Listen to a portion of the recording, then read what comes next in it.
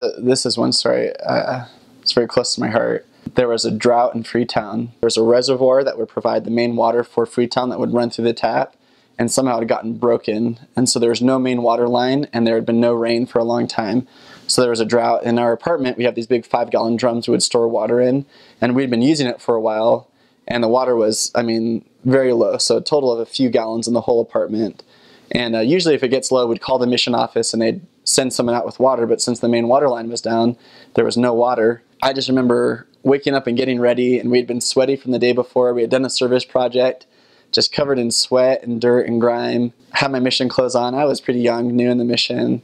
I thought, man, I can't do this. This is so hard. I can barely study and focus, being so dirty.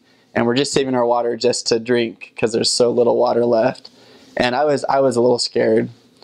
And I was reading my scriptures for personal study, and the Spirit just hit me and said, why haven't you prayed for water? And I grabbed my companion and said, companion, we need to pray for water. So we knelt down together and we prayed.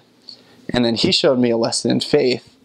Right after we prayed, his name's Elder Agama from Ghana, he went outside and lined the floor with these buckets that would, the ceiling would catch the water and run off and drip into the buckets. And there's not a sight of rain in the area, but he just lined the rain buckets out, waiting for water. So we went back to our studies, and I kid you not more than 5 minutes later, I heard the thunder, and the rain just started pouring down, and it filled all of our buckets. And right as it filled up, the tap came back on, and there was water, more than enough water. It was overflowing from our buckets, and it just let me know that Heavenly Father was watching over us.